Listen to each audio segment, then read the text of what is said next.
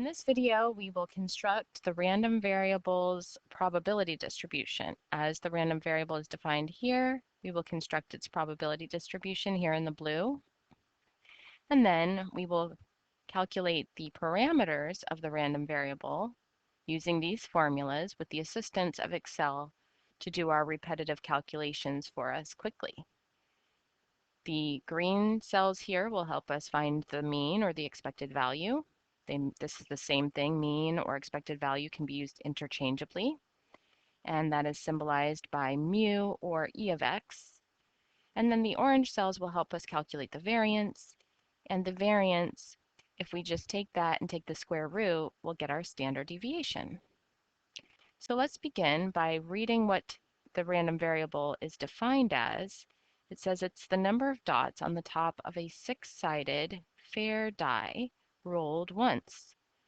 So now we think about all the possible answers we could get when we run this experiment. We roll the die, and how many dots could we get on the top face? We could get 1, 2, 3, 4, 5, 6.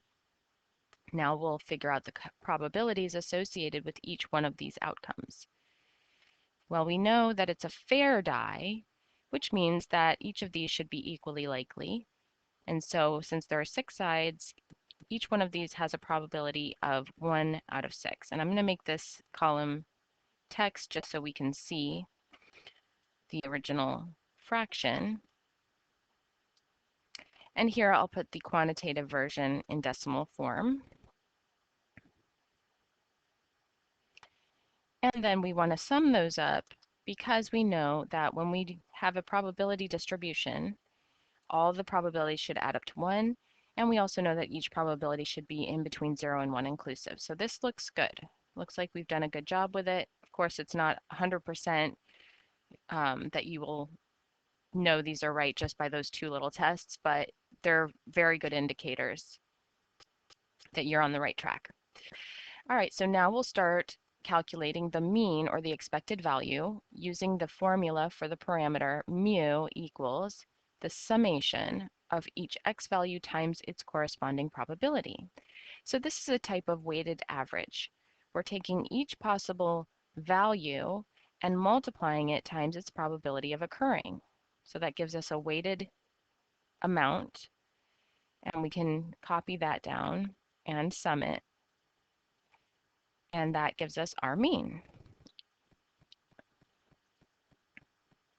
Now that we have the mean, we can begin working on calculating the variance, which requires the use of that mean.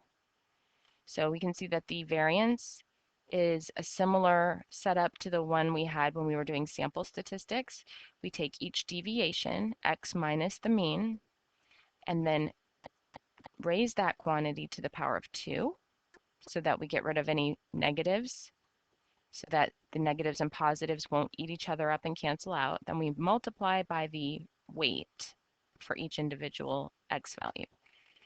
Then we'll add all those up at the end. So we're going to start with a set of parentheses to contain the x value minus the mean, and we want to make that mean an absolute reference so that it doesn't shift as we drag the formula down. Then we'll raise that to the power of 2, multiply it times its corresponding probability, and copy that down, and sum. So now we have our variance. And finally, the standard deviation is simply the square root of the variance. So we can just do the square root function on the variance value. All right, now does this make sense? Let's see if these answers make sense. Could the mean be 3.5?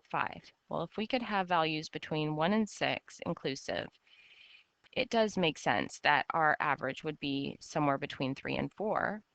Even though 3.5 isn't an answer we could get, that's okay.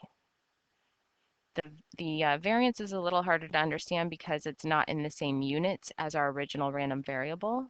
It's dots squared, 2.9 dots squared. That's a little hard to interpret, but the standard deviation is in the same units. So this represents 1.7 dots. So it makes sense that we would have an average of 3.5 and the values would tend to be above or below that mean by 1.7 dots. And let's go ahead and round these using the round off rule for measures of center and measures of variation, which is one place more than the original values. So since our random variable values had no places after the decimal, we've rounded our parameters to one place after the decimal.